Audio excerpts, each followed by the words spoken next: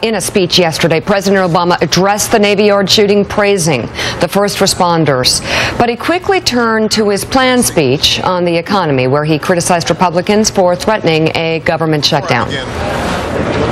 At the moment, Republicans in Congress don't seem to be focused on how to grow the economy and build the middle class. I say at the moment because I'm still hoping that a light bulb goes off here. So far, their budget ideas revolve primarily around even deeper cuts to education, even deeper cuts that would gut America's scientific research and development, even deeper cuts to America's infrastructure. I cannot remember a time when one faction of one party promises economic chaos if it can't get 100% of what it wants. That's never happened before. But that's what's happening right now. Are some of these folks really so beholden to one extreme wing of their party that they're willing to tank the entire economy just because they can't get their way on this issue? Are they really willing to hurt people just to score political points? All right. When asked about the tone of the speech, White House Press Secretary Carney defended it, saying the speech was necessary since Congress must act to avoid a government shutdown. He says no consideration was given to rescheduling it. John Heilman, I have more of an issue with the staging of it, given what was going on at the time. Do you think the criticism, and there have been a couple of pieces news outlets that have had opinion pieces on this that are saying it was a little inappropriate. Is that fair? I think it's kind of fair in the sense that, you know, we just around the table here, we're saying that if you can imagine if a similar thing had happened under George W. Bush, that a lot of people would be outraged that he did not stop and just focus specifically on the tragedy that was happening yesterday.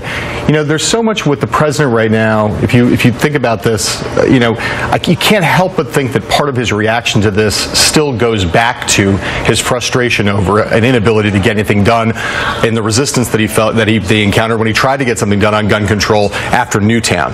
And that part of, you know, the culture is increasingly, sadly, inured to these things. And you know, some of his frustration, if you were, I'm not a psychologist or a psychiatrist, and I don't play one on TV, but some of his frustration at the Republican Party, which is so pervasive now that you almost hear in his lashing out at Republicans on the fiscal stuff here, a kind of transference that he's still incredibly frustrated with Republicans over everything, but specifically over the fact that there was a horrific tragedy that happened 9 months ago in Newtown, and he tried to move gun control legislation and couldn't get it done. And I think probably blames the Republican Party mostly for that. Yes, I agree. Mike, Willie, what was going on? You know what was going on at the time that the president delivered this partisan speech? Well, he delivers the speech, but Jay Carney's, and we love Jay. We love Jay. He's a great guy.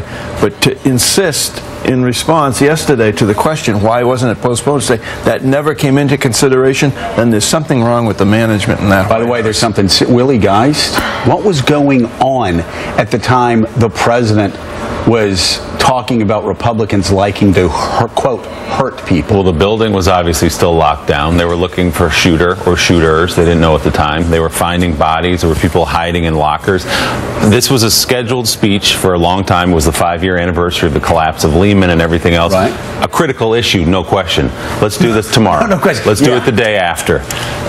He did obviously talk about it at the top of that speech, but as Mika said, the small piece of staging of it was because that's exactly tough. Willie. I mean, I was distracted by the people behind him that looked very excited to be there to talk about. It was a prop. He brought his props along, and he had this political speech, and it was a harsh, I wouldn't have put him in that position. Speech from the president of the United States on any day. But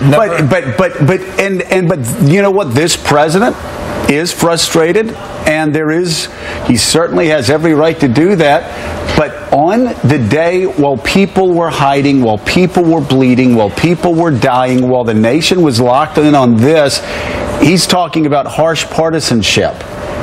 And and Republicans wanting to hurt people. Mike, what is more partisan than not being able to put aside one of these stupid Washington battles? But postponing it for never a came day. under consideration. Never came under consideration. We never considered it. Never. There's not one person in the White House that said, you know, right down the block, people are dying right now, and there's a gunman on the loose, and the local schools are on shutdown, and the Capitol is on shutdown, and there may be a second or third gunman. And you know what? Maybe we'll just give this speech tomorrow. Really? Nobody ever considered that? If you believe Jay Carney, Never came under consideration. never came under consideration. It's unbelievable. I'm not sure we really believe Jay Carney about that, do we? It's unbelievable. I mean, I think to say that it had been under consideration would simply open the door. My guess is that may not have been entirely true.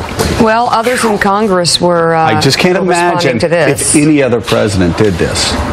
The ramifications. George W. George W.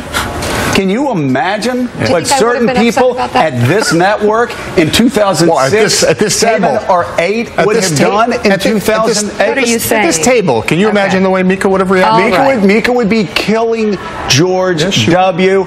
Everybody here on this network would be killing George W. Everybody at the New York Times would be killing George W.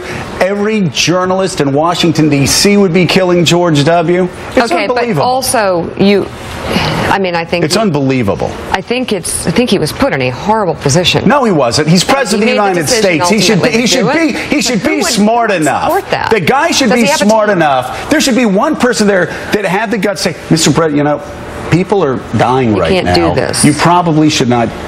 You got to go ahead and say, comfort the nation today, attack Republicans tomorrow. Do what you do best. Or you'd like to think he would have that instinct himself. You would like to think that. As the CEO of the government.